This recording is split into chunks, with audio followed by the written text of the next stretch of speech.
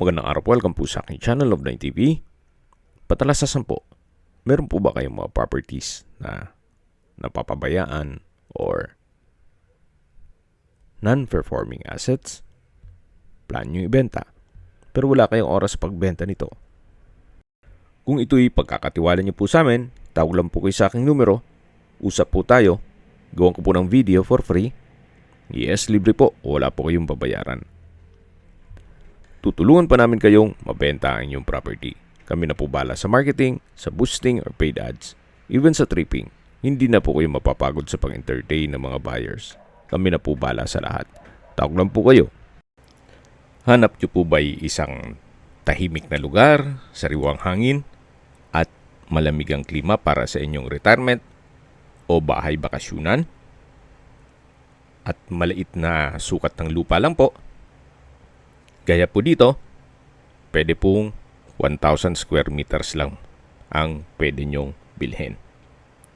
Kung naliliitan kayo sa 1,000, pwede ring 2,000 or 3,000 square meters.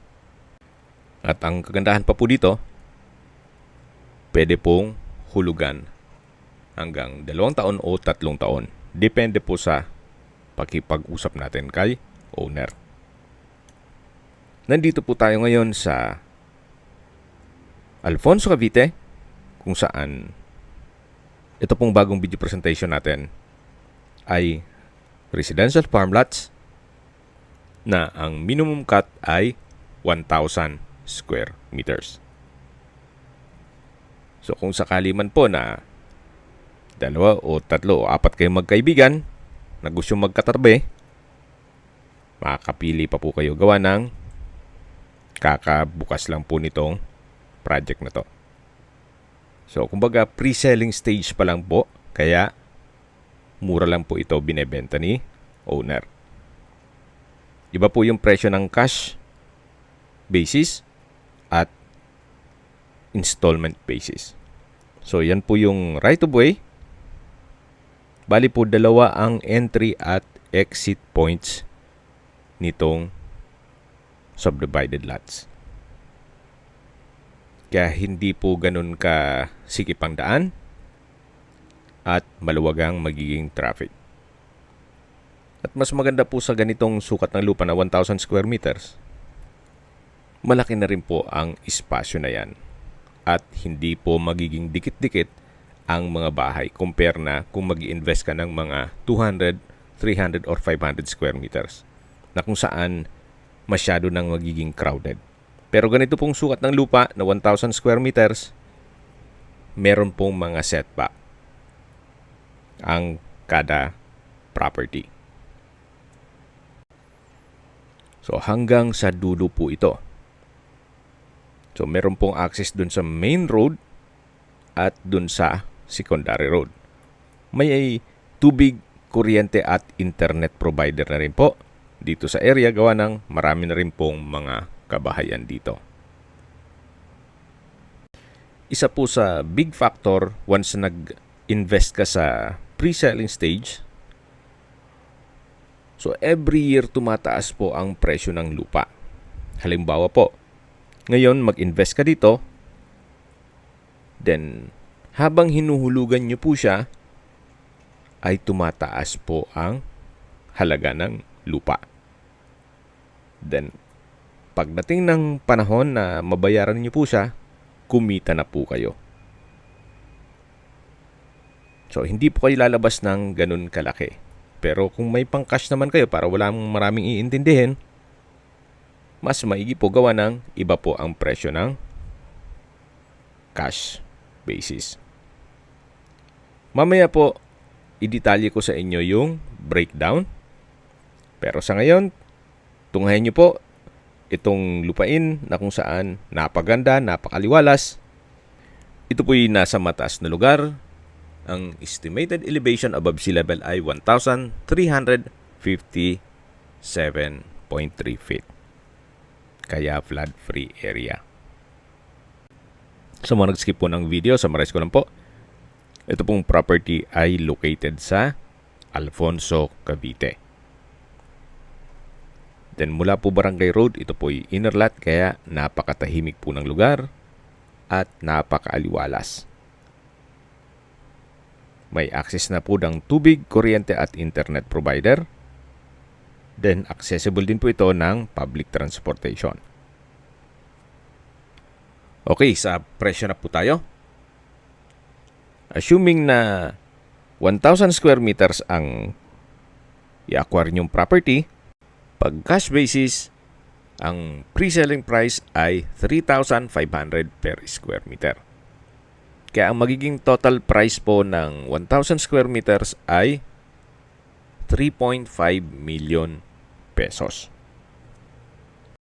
Pag installment basis naman sa 1,000 square meters, ang presyo po sa pre-selling ay 4,000 per square meter.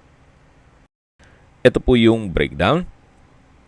Kung 2 years to pay, nasa 1,000 square meters na ang presyo ay 4 million pesos, then ang down payment po ay 30% ng 4 million.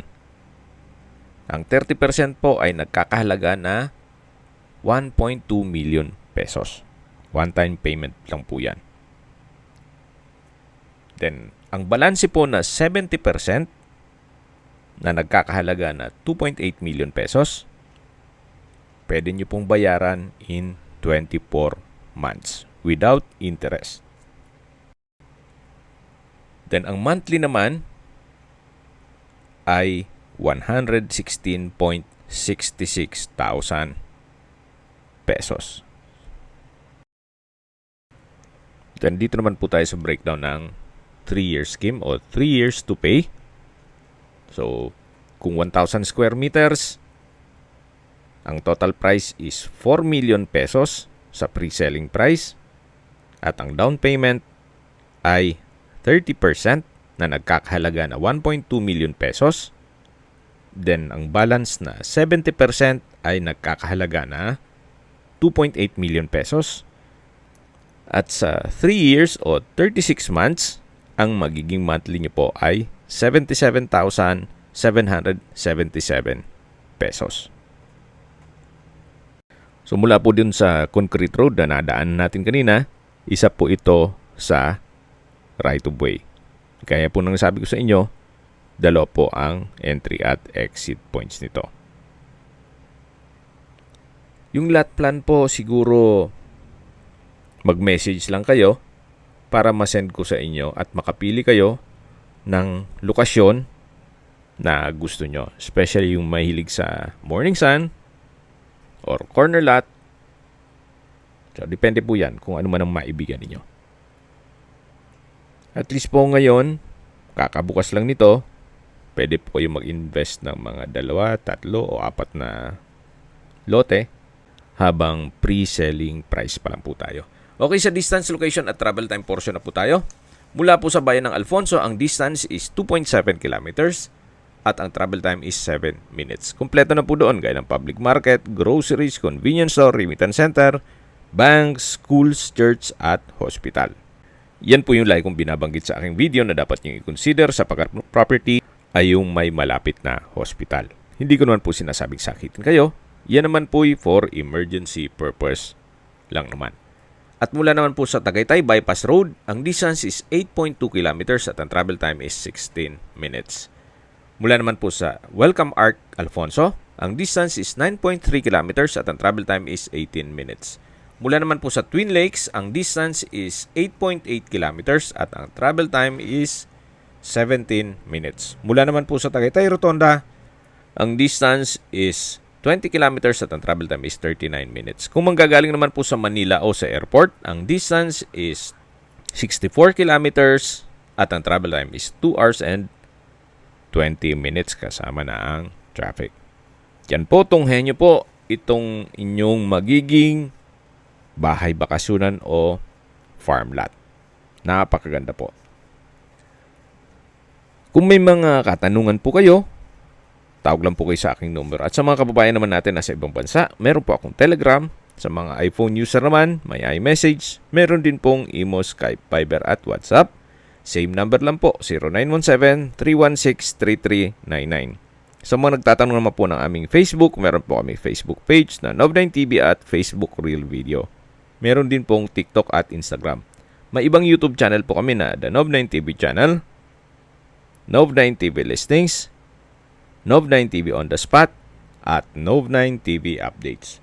Sana po naibigan nyo ang video presentation.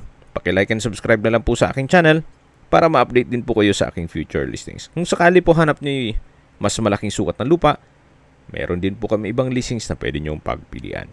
Huwag po kayong mag-atubiling tumawag sa amin, then let us know your budget para malaman namin kung anong property pwede namin i-look sa inyo. Sa lahat pong viewer, subscriber at nagtiwala po sa amin, salamat po sa suporta. Ingat po kayo lagi at yung pamilya. Maraming salamat po.